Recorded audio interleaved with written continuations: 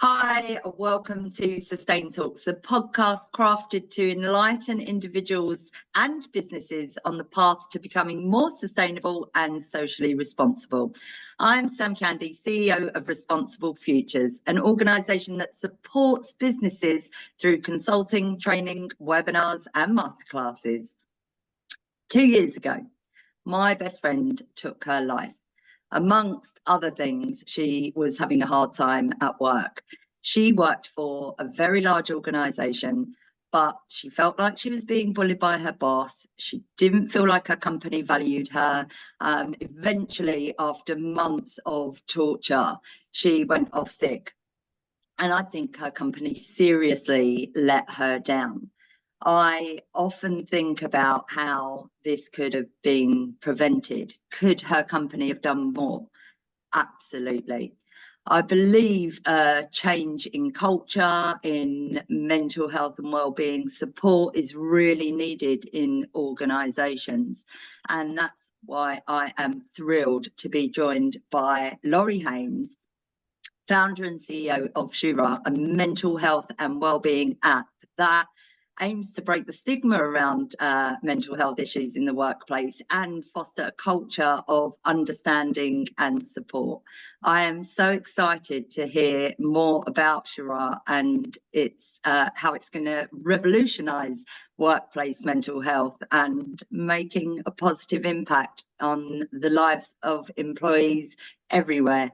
Lorri, sorry for the long intro. No, that's totally fine. Sam, thank you so much for inviting me on. And do you know what? I've been really excited to jump on this podcast with you. I've been following you for a while on LinkedIn. I've seen what you've been doing, and I love how you've stood your ground for those that matter.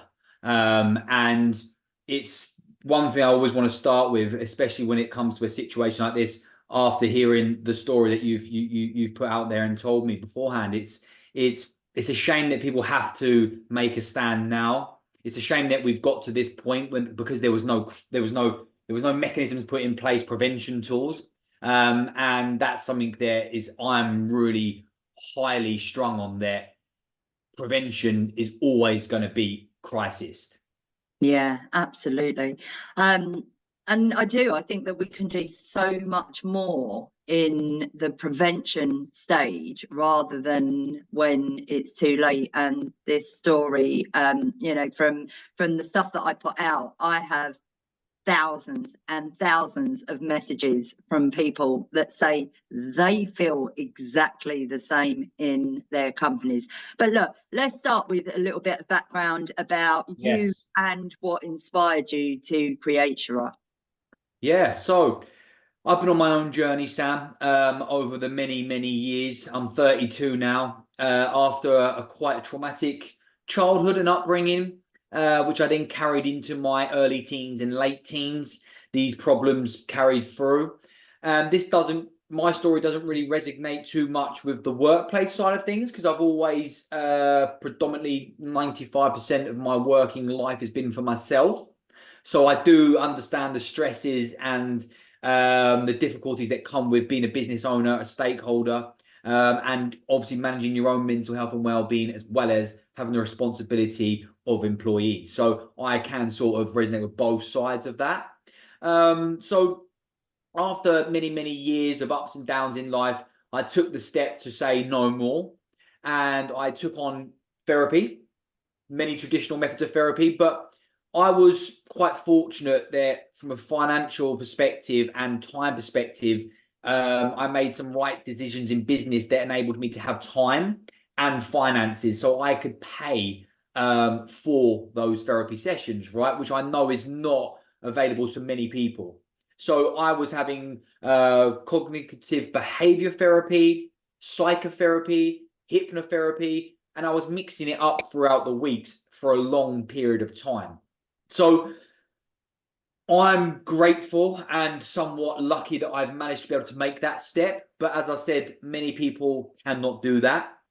So where do they turn to? Where do they look? And that's something that we can go into later on in this podcast. So for me, I took the step to onboard therapy. And not only that, aside to that, because therapy is great in the moment and you can really make a dent in the healing process. of what needs to be healed. Depends how big your traumas are or how they've affected you. But it was more the holistic approach that I took to life head on, whilst ongoing therapy, whilst changing up my daily routine, my daily rituals, and my life.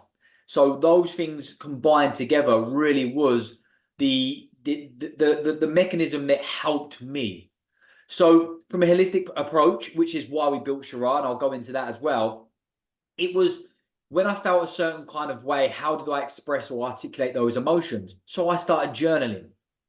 And even when I read those journals back, which is time consuming, and again, you write them all over the place, they get lost, you forget where they are, and trying to head them and lick your finger and you're swiping through. It's like, that's why we built Shoorah, to have it in one place.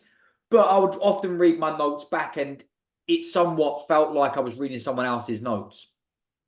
So I was like, was that even me? Did I even think that on that day? It's been 3 months, 6 months. Now you try and, if you could ever watch yourself back, which I often get the opportunity to because I'm on a TV show and I post a lot on social media, but the majority probably don't get to watch themselves back. The only way they can hear, see or understand how they've acted or felt in a moment in the past is through the perception of someone giving their story, which scientifically and statistically proven, most people forget 40 to 60% of any engagement, especially when it comes to an argument. When your frontal lobes turn off, you don't remember a lot of it. So how do we see ourselves in the mirror? How do we actually know how we were feeling or how we were acting at a certain point in time when you're only hearing it from the perception of someone else, from their point of view? So journaling is the best way to really recall and recap how you were feeling and what was going on back then. Yeah. So that's why we're big fanatics of journaling and building journal tools. Now, journaling throughout Shoorah's feature list and how I've done it, and the why behind we built it the way we have, is because you can't just journal how you're feeling, then when you're feeling happy. So we've broken down the journaling feature into some main categories. Now I'll go through those quickly, because although this is what's in Shoorah, this is also what I did, right? This is what gave me the idea. So I would always write down what was going on through my mind. Yeah. And we now call that cleanse, the cleanse feature. Cleanse out the things that you constantly keep thinking about, that you can't find the answers to. Because when you're in a state of fight or flight, or your cortisol levels are rushing through your body, you can't think theoretically straight. You can't think about what you need to get the solution. And a lot of human beings, we've become solution-based creatures. We want to always create a solution. And then that's where you learn from therapy to understand the conversation and what's going on, opposed to constantly trying to create a solution, right? So if you can cleanse away the stuff that's on your mind and get it out, that should enable just to sort of break down that bit of fog that's in your mind. Then you can go on to gratitude. So we write down the things that we're grateful for. Now, as mundane as it might be to many, having a pair of legs or hands that you can use, right? If you didn't have them, then you would realize what you truly would be grateful for. So being grateful to be able to walk, eat, drink, do the things that we take for granted in life. And I would write down the things that, if I couldn't think of anything to be grateful for, I would find those things, the things that I've been lucky enough to have been born with and had, right? Which many people don't have. So you can always find things to be grateful for. When people say, I don't have nothing to be grateful for, they're not digging deep enough or thinking about this, the topic, right? So cleanse, then write your gratitude. Now, let's affirm what we want in life and what we believe in ourselves. Now, I see a lot of different things online about affirmations, and it links to manifestation, and there's the whole holistical approach, right? And I'll give my perspective and opinion on it. You can affirm things and put things into the universe, as so say, by speaking it into reality. Yeah, speaking it back to yourself, because unless you speak it out loud, it's practically not going to be real. If you want to make an order in a restaurant, you ask for it. They don't know what your mind's thinking. Not yet, anyway. I'm sure Tesla are going to bring something out at some point. So it's really about, when you are affirming things, you can't say, I'm a genius at mathematics. Now that's being delusional, because if you're not, you can't say you're something that you're not. There needs to be an act of realization there and an act of honesty. and self-reflection. So what you can say, because people do often get these mixed up, I'm not great at maths right now, but I'm going to be, because what I'm going to do is master mathematics by these simple steps. And if I do this every day, I'm going to be a master at mathematics. You say that to yourself, you're lighting the flame, you're igniting the fact that you understand you're not great now at that one thing, but you're going to push towards achieving that. Now, that's one thing of affirmations. Then it goes into our next feature, which is goal setting. So from that affirmation, you convert that into a goal. Let's create a goal, an attainable goal, right? Now, that doesn't mean you're going to say, I'm going to climb Mount Everest without doing any training. That would be stupid. You've got delusional and you've got stupidity, right? Unrealistic goal setting that you will not achieve, which then relates in turn to disappointment because of unrealistic set expectations. So you will convert them into goals. Little goals, big goals, you can choose, right? Everybody's at different places in their life. So my goal is I need to do 2 hours of maths a week. That's my goal. I affirmed it. That's my goal. Next feature, which comes outside the journaling feature now into Shoorah's rituals feature. The rituals are a place where you set daily goals that are, daily habits that are a part of the goal. So I need to do 2 hours of maths a week. Set that as one of your rituals, alongside drinking enough water, alongside going to bed at earlier times, 9 o'clock perhaps, right? Not sitting there till midnight, alongside limiting your time on social media, alongside going for a walk, alongside checking in with that friend you haven't spoken to that you keep saying you're going to. Amongst many things, you create rituals. Rituals form a routine. Routine is where you do discipline, and that's how you're going to encourage motivation, because people always ask, how do you get discipline? Exactly. How do you get it? You don't get it. You do it. Right? So you set the goals. You set the rituals. The rituals are the everyday thing that you follow religiously. Yeah. That will get you one step closer to the goal. And that's how you find purpose. That's how you get fulfillment.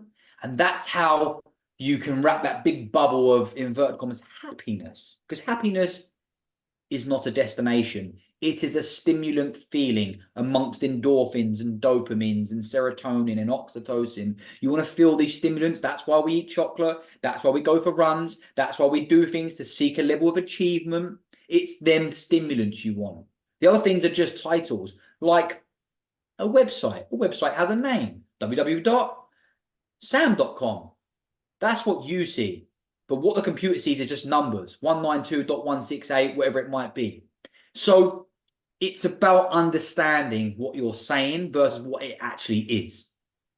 Yeah, that's so, when I'm listening to you and all of those things, you know that I am in a better place when I'm sticking to my routine, my exercise, getting up early, going to bed early, doing things that are good for me and not spending hours on social media. Like, everything about that really aligns. It's why I was smiling all the way through, because I was literally like, yeah, this is so spot on.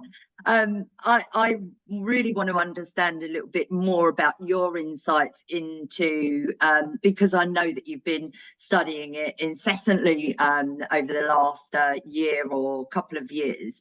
But what are your insights and what you see and what's going on at the moment with mental health in the workplace? And Yeah. you know, a bit more about that. Yeah, no, of course. Like, that was just a little small snippet insight to Shoorah. That was actually only a small handful of the features. There is actually a lot. It's why we call it the 360 Wellness Suite. And that's what we want to place into pieces, because as I just mentioned and sort of run through there, those little things can help your everyday life. And that's why we want businesses to onboard a platform. It doesn't have to be Shoorah. There's a handful out there that are great, and it needs to be something. That's what the and is about. You need something, right? So to change the insights within a business, you know, it's about, what is the company culture? What are you trying to create here? Are you trying to just create a product to make sales? Well, that's great. Everyone wants to create something that has value, and everybody wants to earn the commercial gain, right? Because we've all got bills to pay. But it depends on the company owners what they want to drive through their business from a company culture perspective. Because if you're just looking at extra zeros in your bank balance, if that's what drives purpose for you, great. Is that your legacy? Okay, great. If that's truly for you. But you best also, whilst you're looking at those extra zeros on your bank balance, you best have the conscience to know that there's people that are daily being beaten mentally. Yeah, physical pain is different to mental pain, but they both bloody hurt. Mm-hmm. So you can have all the money in the world and have the best products and do the best marketing. But what's your company culture like? What are your teams saying about you? Oh, I earn good commissions, but I hate working there. But I can't leave because I love this lifestyle. So that's a trapped person. That's not a happy person. That's not a person that's living for fulfillment. That's not a person that even understands where they're getting their stimulants from. They're living off a dopamine buzz from making money, but they're not actually living with purpose. And until you understand the feeling of being purpose driven, you don't understand the fulfillment of the word we call happiness. And they run parallel to each other. And it all starts with the people. And I say this so much and I feel like a broken record. It starts with the people at the top. You are in the hierarchical position. You are the ones that set the policies. You are the ones that create the boundaries. It's your platform. It's your product. It's your money. How you invest it back into the people. Not only do you get a better outcome, if we're going to talk about statistics and money, which, you know, a lot of C-suite people like to talk about, what's the P&L? What's the forecasting? What's the product numbers? Where are we at? They'll talk about that until the cows come home. But how about you talk about when you invest in, you get the investment back out?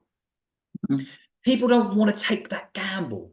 Now, this isn't about gambling, you know, on roulette. This is a gamble of someone's life here, right? In that situation that you've experienced. And the rate of suicide amongst men and women, a scorching high, and it's getting worse for women.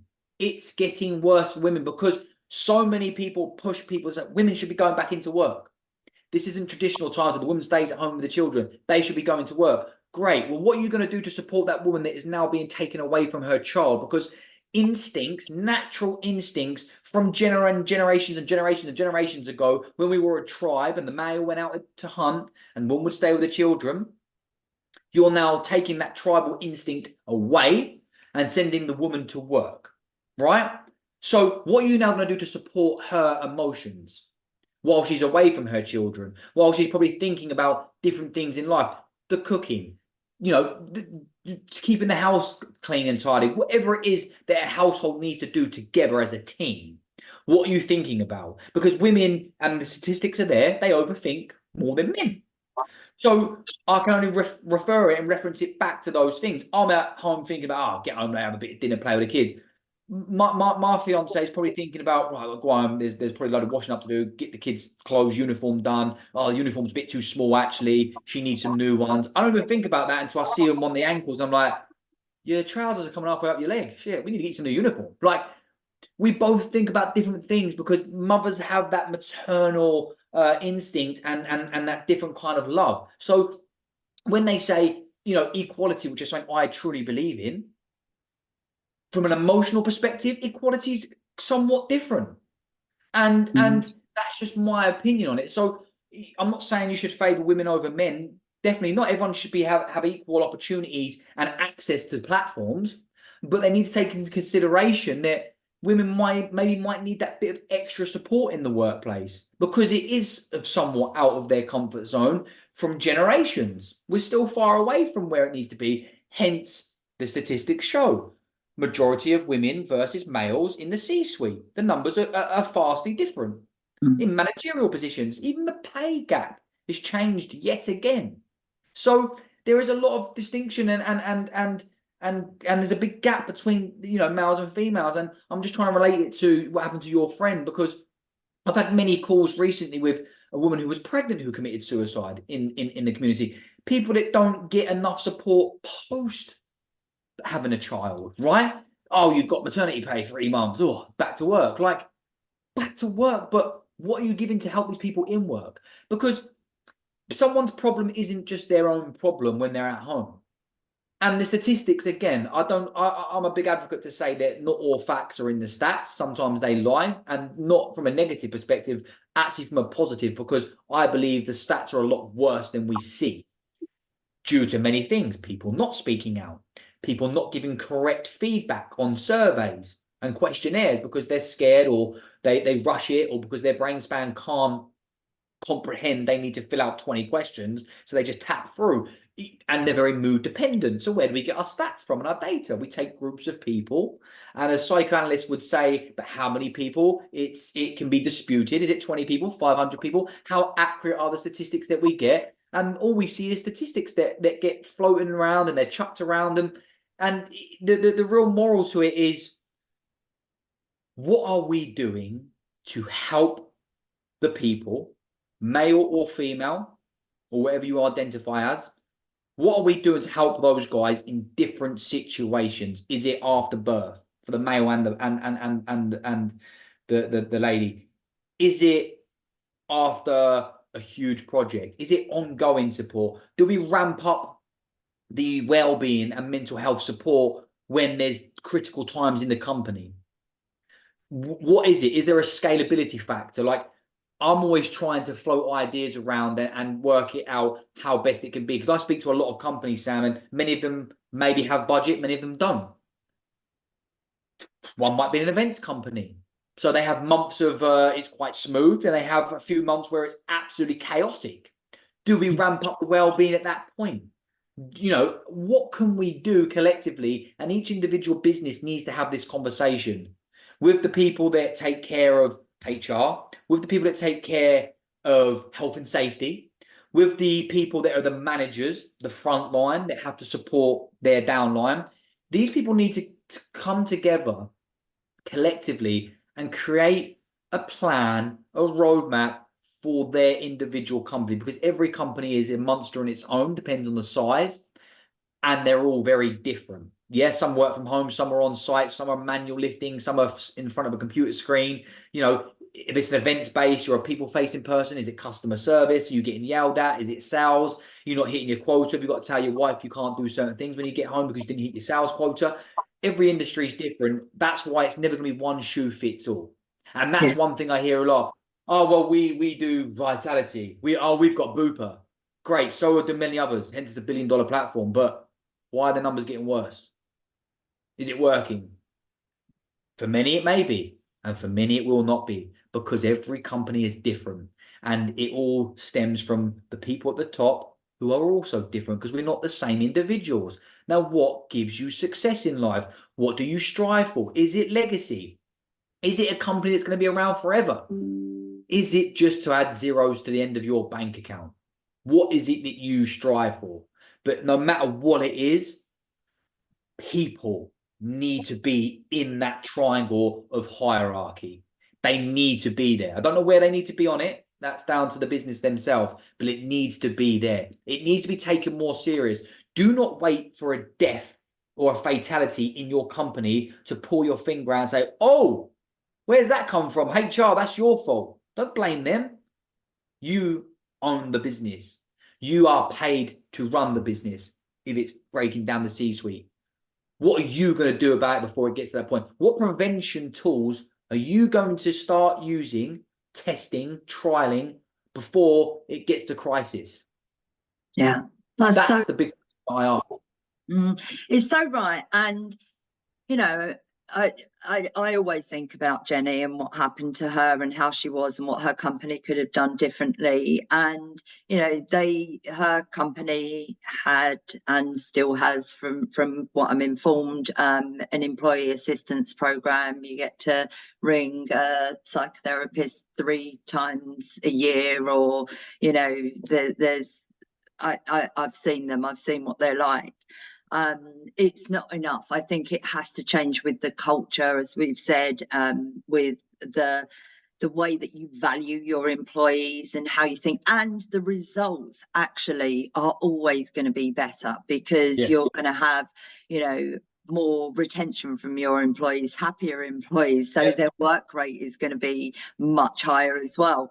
But I'm actually interested in your views in EAPs, employee assistance Yeah, programs, no, of course. and what I that think means.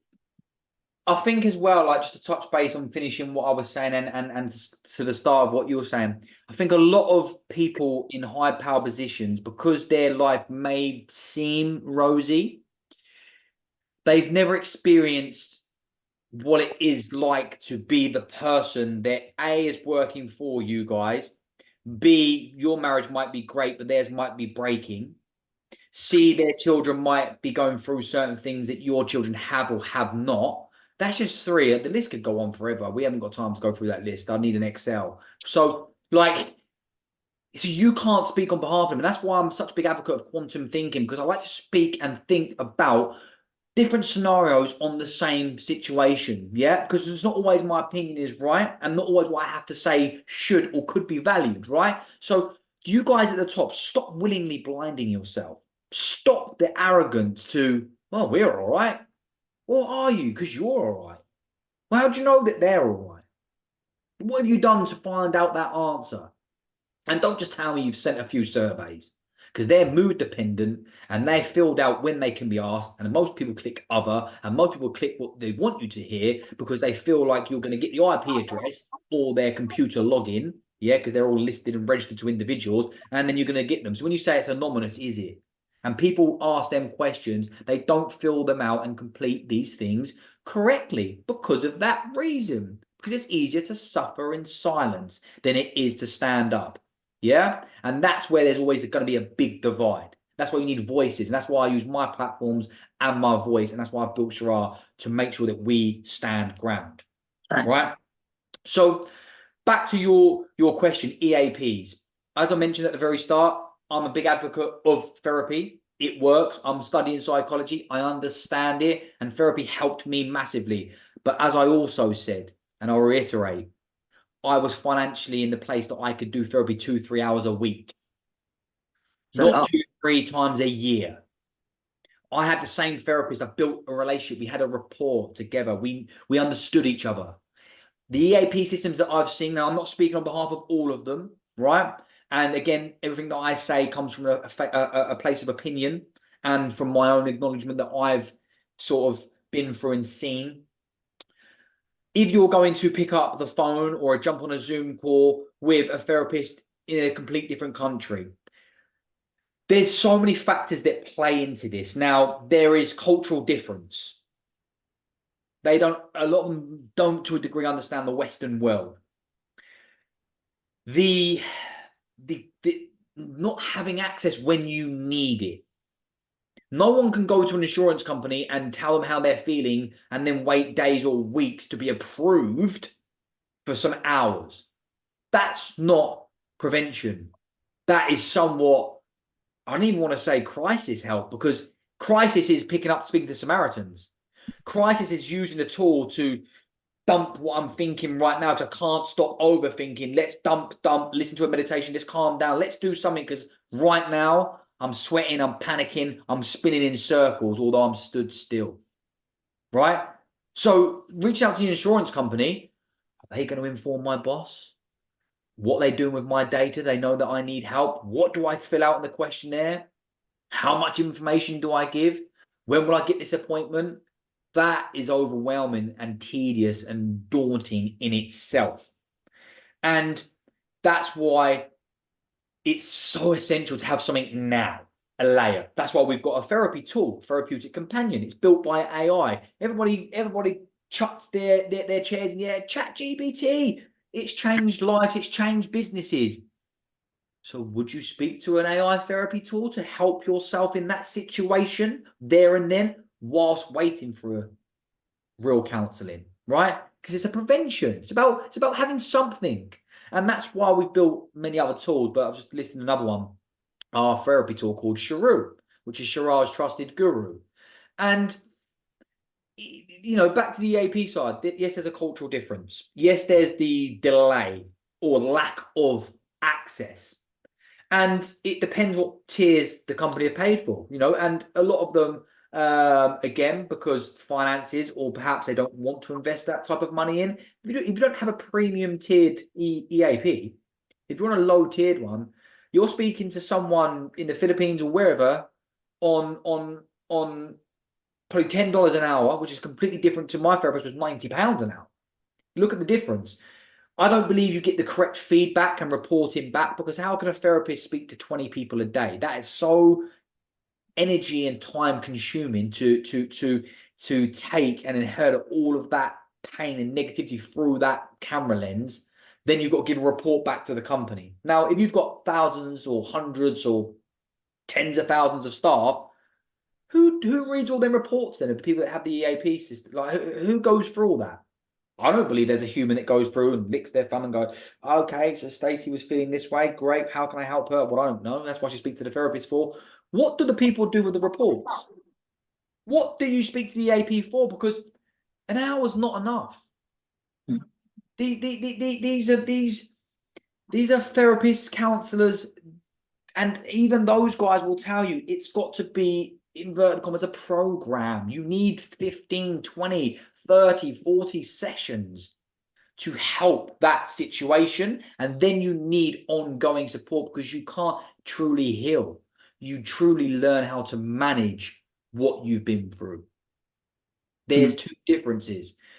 These guys in the C-suite, well, we've paid for them to have 20 hours of therapy. They must be fine now. No, they're not. They're not fine now. They're not going to be fine later.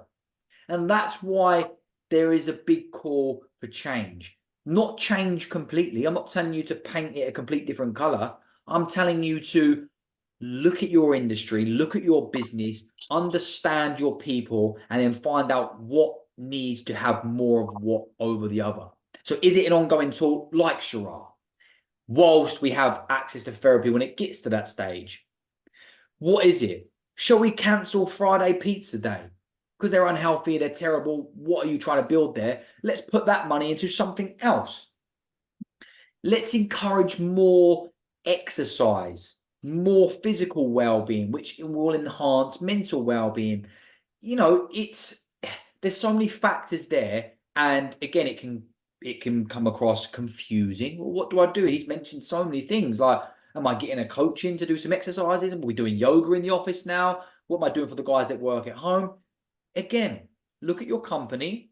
If you've got 100 staff and 50 of them work remotely, give those guys a tool like Shoorah. The guys that are in the office, ask them what they want. Would you like Shoorah? Would you like EAP? Would you like a yoga session every Friday afternoon? Would you like a meditation morning? What do you guys want? That's what you need to ask. Stop telling them what you think they want to hear. Ask them what they want, but not in a way that comes across patronizing, mocking, or as in it's a sincere trip, like, hey, can we help you? No, we are going to help you. There's a difference in the tone of voice. And that's what I don't hear enough. It's, we're going to put a survey out and we're going to ask who would like to use Shoorah. No. Tell your people what they need to be using. Yeah? You can't physically make them, but tell them our company culture is, we do this. Does this fit in with who you are? No? Are you willing to grow into that position? Because that's what we do as a company. No? Perhaps this job maybe isn't for you. Yeah. Versus, no, there's a tool there if you want it. Log into the intranet somewhere. I think Stacey in HR, she'll give you a login, no problem. Like, read the room, look at the two different tones. And it starts from the top. So stop paying for education courses for all these people at the bottom. Educate yourself. Yeah. Go educate yourself. Yeah, it's about that culture, that valuing your employees, about understanding them and knowing their needs, and also the bit that I love about this, and it does sit sometimes alongside an EAP and alongside the yoga and the meditation sessions and the speakers that come in and everything else, but it's that prevention. How can you get your employees in a place where they feel really good? What support can you give them to add value to their lives that are going to make them feel good about themselves, about their work, about what's going on in their mind? And as you say, unless you have been through a mental health crisis, then you don't know what it's like. And a lot of people might not have experienced that before, so they don't know what it's like for those people that are going through that, whatever stage they're at. But that prevention, I just think it is absolutely key to supporting people that are going through a mental health crisis at the moment. And sometimes with companies, it's a bit of a tick box, you know, yeah, we've got this EAP system or mental health support or whatever it is. It's not, like you said, they're not going to read all the forms. They're not going to have a look at what's really going on. And there's that confidentiality that you don't see. You know, I know in particular that Jenny's department, which had 300 odd people in the whole department, they had a toxic environment in that department. So how do you know who it's coming from and where it's coming from? That tick box, it just, I hear that every single day when I speak to companies. Can you speak a bit about how, you know, companies really need to prioritize mental health, and how Shoorah creates that that fosters that culture that really cares about mental health, and it doesn't become a tick box exercise? Yeah. So what we've built with Shoorah in the admin portal, we've fueled it with AI and automation to help the leaders, right? Because I'm not constantly going to pin this on those guys. They're also human. They have their own problems, their own struggles. But ultimately, they are the ones with the decision. Hence, they do get the finger pointed at them. So we've built this admin panel to understand the data that's coming in. It's totally anonymous. You will not know who is who and what's going on, but it takes the key points, especially around the negativity, and it puts it into a solution, because we talk so much about the problem and you could do this or do that, but let's get an actual solution. We've got a one tap button that within milliseconds gives you an AI generated solution from all the data points.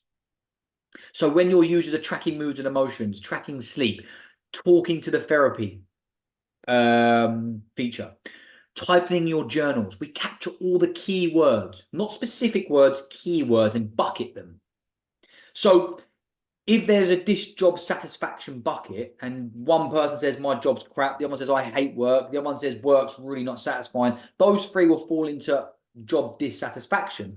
You don't know who those three people are. You don't know exactly what those three things were.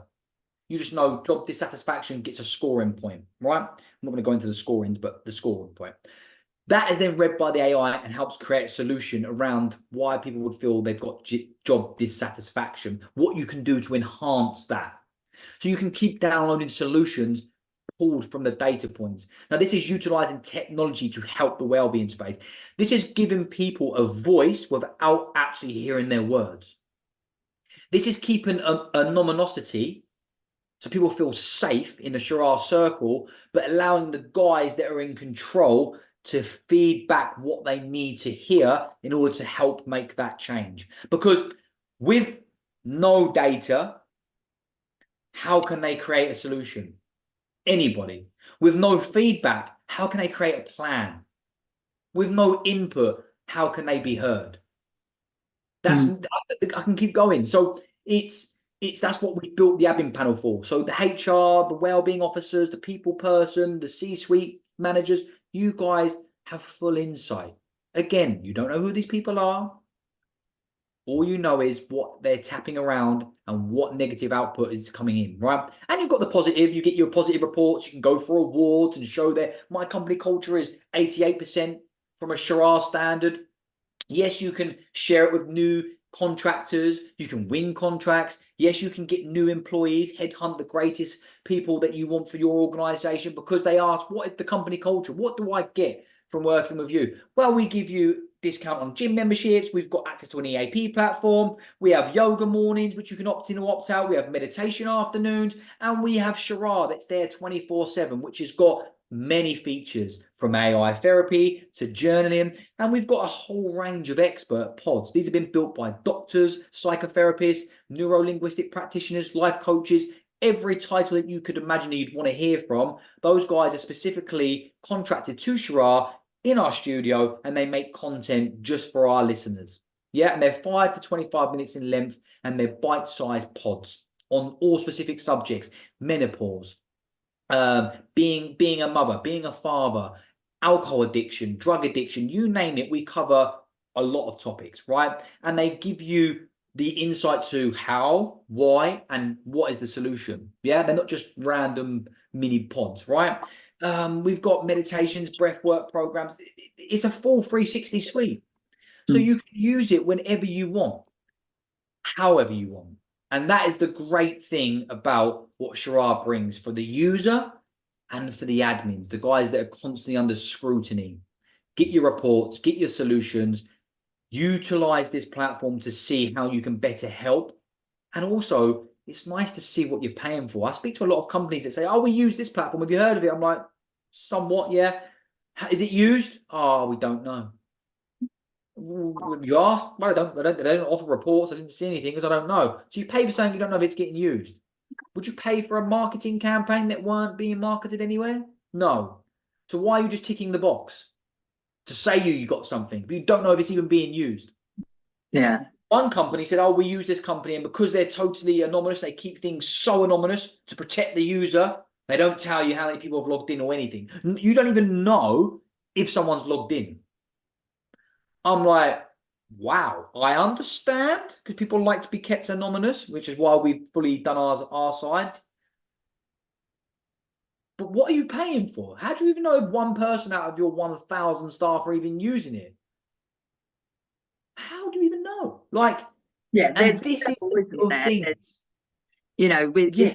you have to expect. I mean, look, I always think with HR departments, and I worked for 20 years in very large corporates and had the experience of some difficult times with some difficult HR where they're all about the company. So I do understand that sometimes for people it's not going to work. You know, I think we're changing from, look, HR is there to make sure that the rules are followed and the guidance, and this is my own opinion, but we're seeing more sort of head of culture and head of people, and that kind of take that position for the employees, and they need to know what is going on with their employees. If you've got 1,000 people, you're not going to know what everybody's feeling, and you need to have some kind of understanding. And also, you know, the lines are blurring for people now, especially now that a lot of people are working from home. Their home life and their work life, it blurs into each other. So if you don't know what's going on for that person that's working from home, just even knowing that they're pressing that I feel happy today, you might make a massive change at work to your systems or something, and then everyone has puts a sad day or a tough day. You're going to know instantly that that's because of the change that you made if people were using it.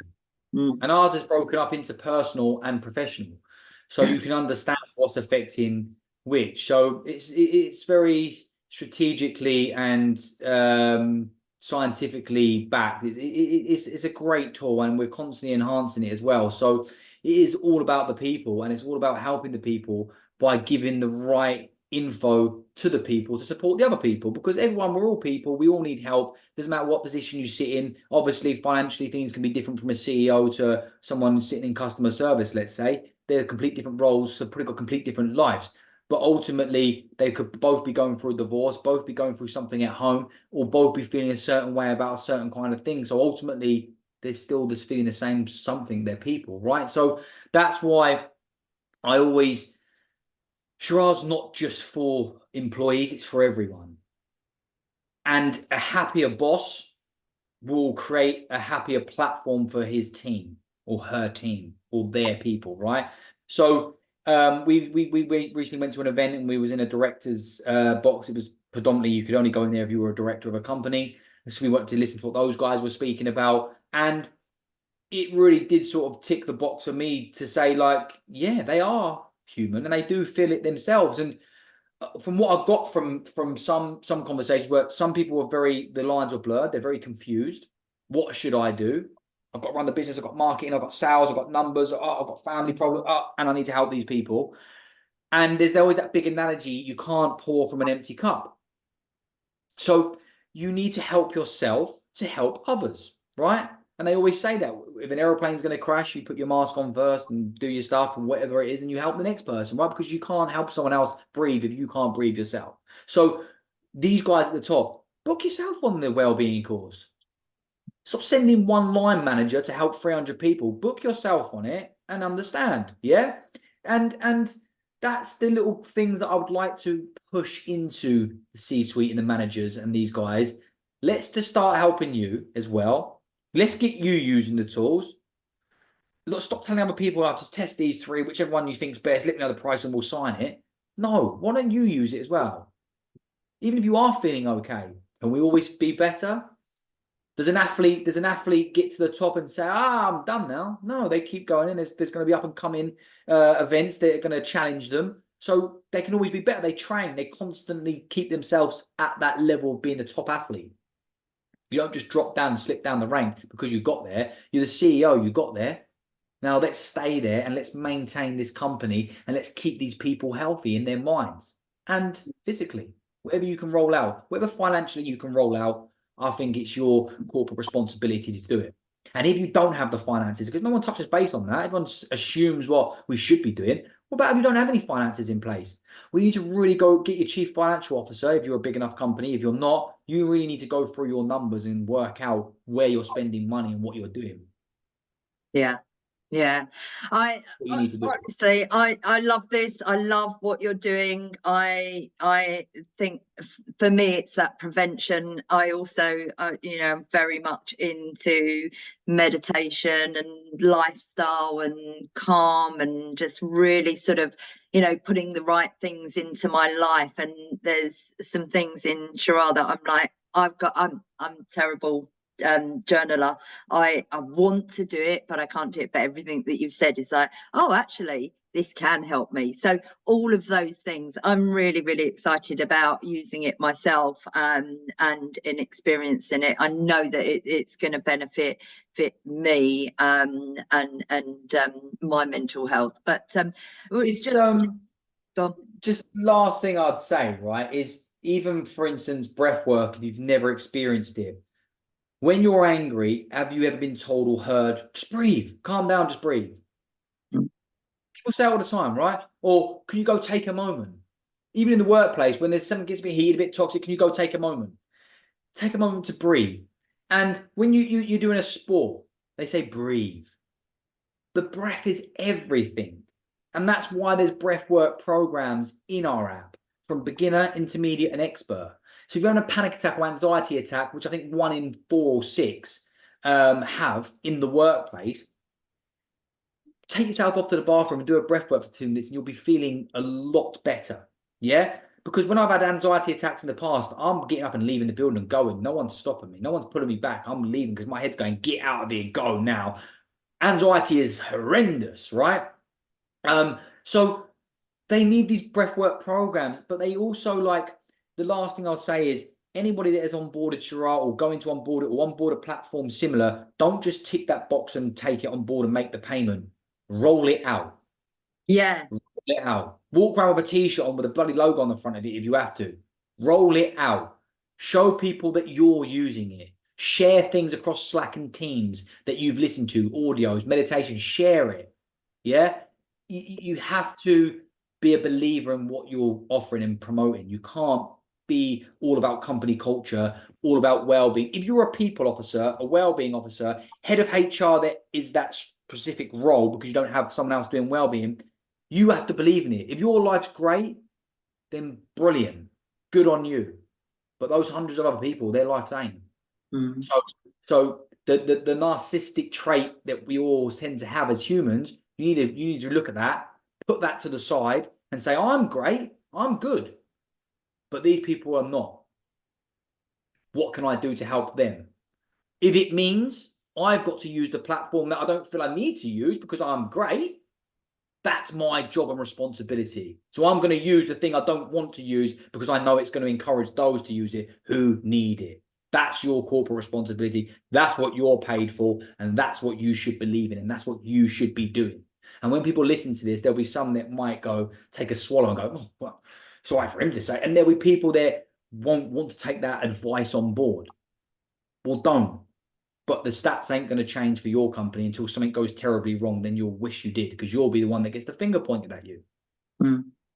But any company that want, if you believe in a good culture, if you are wanting to be a responsible business, then you are going to believe in it. And for those that don't, for those that want to continue with their toxic environments, and you're going to lose people, they're going to go off sick, they're going to potentially take their lives, they're going to go off sick for months and months on end. At your cost. At your cost, exactly. So these kind of tools, these kind of prevention, whether it's support, whatever it is, doing a yoga retreat for your people, whatever it is going to make a difference to your business. And more people want to work for businesses that care and value their employees than ever. Well, I think, look, I'm speaking from a business owner perspective, right? And I do a lot of reading, studying, and I do a lot of listening as well as talking. It's the biggest thing is company culture is becoming huge.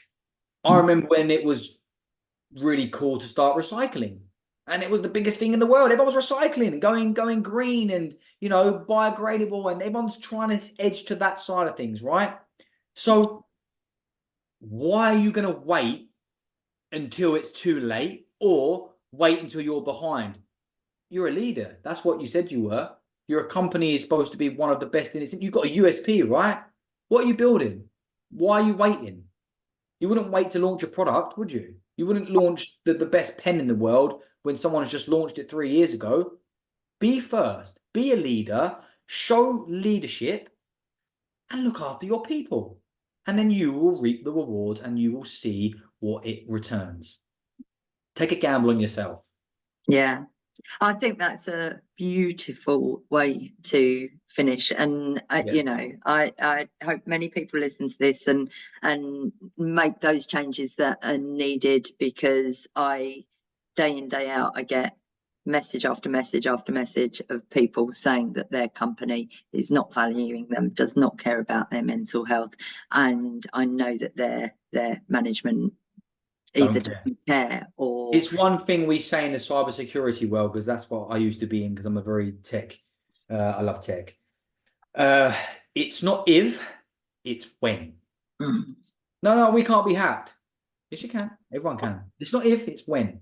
And that same sentence can be rolled out across many things, but specifically well-being. It's not if it becomes a problem, it's when it becomes a problem. Absolutely. Deal with the problem first. Prevention over crisis. Look, Lorri, thank you for your time. So much.